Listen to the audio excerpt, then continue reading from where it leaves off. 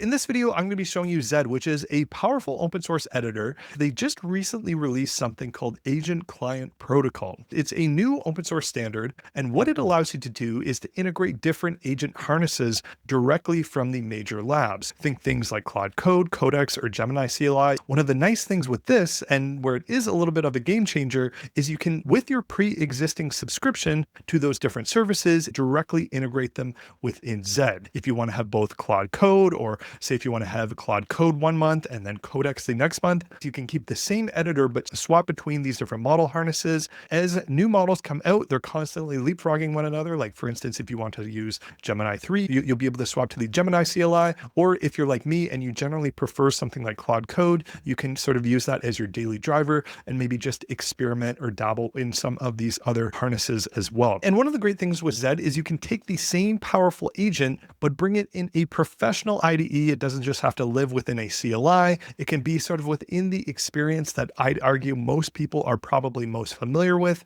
and not to mention one that is actually performant and one that's not actually based on Electron and doesn't have some of the issues that come with that. One of the benefits of Zed is it's built from Rust from the ground up. Just yesterday, when I was leveraging Cursor, I got this message twice. Now, mind you, I had a lot of different windows open. I probably also have a decent number of extensions installed that have just sort of added up over time. And that is something that I have seen as well as others have seen with some of these Electron-based editors. So in this video, what I'm going to do is I'm going to walk you through a demonstration. I'm not trying to build a spaceship here. We're not going to be doing anything super complicated or low level, but I'll just walk you through a little bit of a build, show you some of the agentic capabilities, and specifically just focused on some of the features of the editor and highlight some of its aspects as well as how you can get started. It is super straightforward. Let's dive in. First things first, you can go ahead and download it. It's available on Mac, Linux, or Windows. You can also go ahead and check out their open source repository. I do encourage everyone to also star the repo as well. Definitely support open source where you can. I just want to touch briefly on agent client protocols, because this is one of the key aspects of one of the things that they built here. The agent client protocol, as they describe, is it standardizes the communication between code editors and IDEs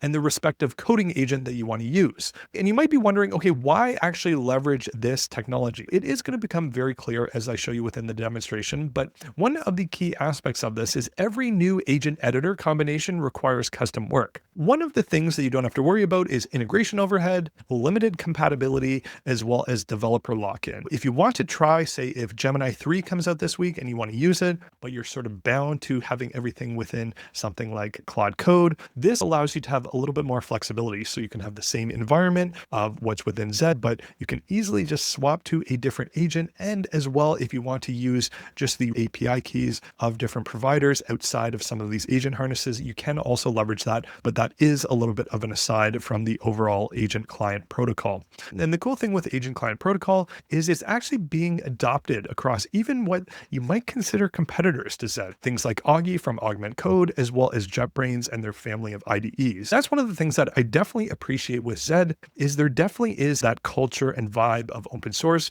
where they're putting things out there that's actually going to benefit some of their competitors. But one of the benefits of that is at the end of the day, the customers ultimately win. It is a really nice thing that there is support for this. You can go ahead and install it on whatever machine that you have. You can go to the download page and get started very easily here. Once you have it installed, this is what it looks like. It has a lot of the familiar commands. If you're moving from something like VS Code or Cursor, you're going to be able to open and close your different sidebars as well as your terminal with the similar key bindings. Additionally, you're going to be able to have the agent window on the right-hand side like we typically see with these integrated AIE type of environments. I'm going to open up a new directory, and within here, what I'm going to do is right off the bat, I'm just going to create a new Next.js project. Just to demonstrate this, I'm going to show you a web app. What I'm going to do is I'm just going to go ahead and kick off the defaults for installing Next.js. And then once I have that, I can Command Shift ? And that will open up our terminal here on the left-hand side. So what you'll notice within here is we do have that Claude logo in the top left-hand corner. But what's really great with this is, let's say, for instance, I want to swap to the Codex CLI. It's as easy as simply opening that up in a new thread. And then what it will do is it will spin it up. You can almost imagine as if running that command to run Codex or Claude Code. Effectively, when you start a new conversation, you can think of it as running that command to actually initialize summarize what you would have otherwise done within the terminal. And then from there, you can begin to interact with it. So the first thing that I'm going to do is on the homepage, I wanted to read Developer's Digest, and specifically, I want a neo-brutalist style that has primarily black and white as the main colors. Once I have that, I'm going to go ahead and send this in. Now, one of the cool aspects of how they've incorporated this is you can also follow Claude code. For instance, if you have used it from the CLI, one common complaint that a lot of people have is you don't have the visibility into what it's actually doing. And that's also something that I do notice within Cursor's new composer. It's actually going through things often very quickly, where it's streaming out all of the different tokens, but it is a little bit overwhelming. And the nice thing with actually being able to track changes like this is it's not trying to show you, look how fast this is or anything like that. It actually gives you a moment in between all of the edits when it's going through and actually generating things. So here is what it has generated for us, a simple little web app, but let's just circle back to the actual conversation thread. The key with this is all of the different commands that it's running so one of the key aspects of this, when it's looking through the different directories, trying to understand our project, and then ultimately start to make edits and make decisions in terms of what it actually needs to do. This is just like you would be running the CLI. You have that exact performance, but with just that augmented experience of it being within this nice UI, as well as this performant editor within Zed. It does make a pretty compelling option, to be honest. Like, I know a lot of people newly like the CLI. It's sort of a new sort of popular trend, especially since Claude Code came out. But honestly, I think in terms of actual professional development, this just makes it a little bit more practical to use. And there are a number of helpful benefits of having it within this view. Some of the things that I appreciate with Zed is, having used Claude Code for some time,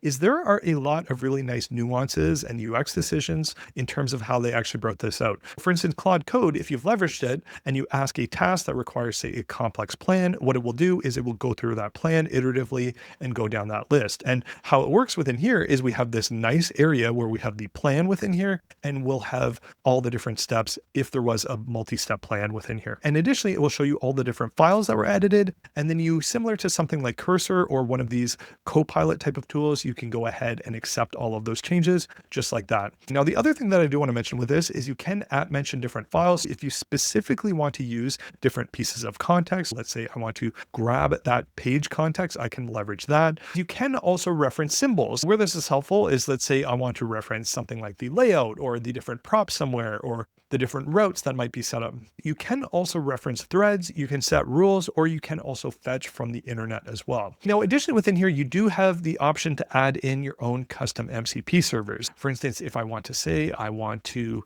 research the latest AI news and reference those as the articles, one of the things that you'll notice with this query is it's asking us if we can use the Firecrawl search MCP tool. I'll go ahead and click always allow. Another aspect of this that is nice within the UI is you can switch between the different levels, how much permission you want to give to your agent. Say, for instance, if you want to bypass all of the different permissions, let's say you have a large refactor and you just want it to just effectively accept all of the different decisions that it makes, you can go ahead and bypass all of those different permissions. So it won't ask you each time when you want to run different MCP servers or what have you. Next up, I want to show you some of the MCP capabilities. Now, what I wanted to do is I want to, within the different blog posts, I want to have a blog post on Gemini 3, Sonnet 4.5, as well as GPT 5.1. All of those just came out. So make sure to research all of those different topics. Just make sure that it does leverage my MCP tool. I'll say leverage the Firecrawl MCP for search as well as scrape. As soon as I send that in, what we'll see is, since I do already have the MCP for Firecrawl all configured here, it will ask for permissions when we go ahead and use that tool. Now, the other aside that I do want to point out within this is, depending on the different mode that you want to have, similar within Claude Code, you can go between the different modes where it always asks you, or the plan mode. Now, one of the nice things with this is actually being able to set the bypass mode where, say, for things like refactors, or if it's a low stakes application, or if you just want to trust the agentic process, you can enable that bypass permissions and it won't ask you before it invokes different MCP tools or writes to different files or what have you. It's a little bit more risky for the bypass permissions mode, but for some tasks, especially if you're very clear in your instructions and you're a little bit mindful of some of the considerations of making sure that it doesn't actually run different commands that you don't want it to run, that bypass permissions mode definitely can be quite useful. Now, Claude's asking me for some clarification here. And what's interesting with this is it didn't just go on and proceed to go through the task through and through. It actually paused and it said, okay, I have to be transparent with you. Here's what I found. Did find information about GPT 5.1, but it found Gemini 3.5, but it was not verified as an official release. Within here, it has a recommendation. I can write a comprehensive blog about GPT-5 as well as well-documented and official sources. However, I cannot in a good conscience write about Gemini 3.5 as a release product since I found no credible evidence it exists. That honestly is actually a really nice answer from a model, because oftentimes models, at least until recently, they would confidently tell you that sometimes we're wrong, right? To begin to see that from models, it's a little bit of a nuance, but it is a nice thing to call out when you do see it. Within here, I'll say right about GPT 5.1 and the upcoming rumors about Gemini 3, as well as some official information around Anthropic's Sonnet 4.5. Okay, so I'm going to go ahead and send that in. Next, this is a little bit of an aside, but I do quite like the loading states. They're quite small, they're quite minimal. It doesn't have a bunch of streaming tokens when you don't necessarily need to see all the tokens, because quite frankly, oftentimes it is quite hard to read all of those different things. It's gone through, it's performed a couple different searches, and then within here, you can expand to see the MCP search results as well as the different pages and markdown that it scrapes. So it says, excellent, I have now the comprehensive information on all 3 topics. Let me update my progress and write the blog post. Now, one thing that I really like about this is actually its loading states. It's very nice. It's nice and elegant. It's not actually streaming all of those different tokens, where I find a little bit about the streaming tokens effect is oftentimes, I feel now, it's oftentimes a demonstration of look how fast the model is or look how much it's doing. But one of the things that I find, especially within a sidebar, is it will stream out all of those different tokens and you won't actually see what it's doing. And one of the things with all the tokens streaming in, especially within a sidebar, is oftentimes it's like a little bit of a performative thing where you just have this sort of feeling like it's doing something or it's really fast or something. Whereas this is a little bit more elegant. And further, what's nice with this is you can turn on the tracking mode and you can actually follow through the different pages. So as it goes and actually edits files, it will put it up on the left-hand side there, and it will go through and focus on all of the different files as we go through those different changes. That is one really nice aspect of that. The last thing that I'm going to say is I want to make sure I have all of these blog posts showing on the homepage. Now, additionally within here is you can set the model that you want to use. I think most people are probably going to use Sonnet for the most part, but say if you want to have the speed for smaller edits, you can also leverage Haiku for that. So here we go. So we have that article that it created for us. So November 2025, the AI model wars, GPT 5.1, Sonnet 4.1, and Gemini 3 countdown. We have this really cool blog post that it created for us. We have these nice tables. We have it in the nice sort of cool look and feel of our overall site. And then we also have a number of nice metrics within here. Overall, it actually made a really nice, engaging blog post. I'm actually a little bit surprised in terms of the output. And within here, we can see Gemini 3. Gemini 3 is the talk of Discord channels. Here's what we know. And it broke out all of the different information. You can obviously leverage it for web apps, but additionally, if you want to look up documentation or what have you, you can do that as well. But what's nice with this is you can ground it with the search results from the internet and then also be able to generate this very rich blog post. It also has sources and all of that within here as well. Overall, I just wanted to show you a really quick one on Zed. And the really nice thing with this is, let's say you want to leverage the Codex CLI and try out the brand new GPT 5.1. You can just simply click that, go through the motions, and overall have that same look and feel for all of the different threads and everything that I had shown you within this Claude Code demo.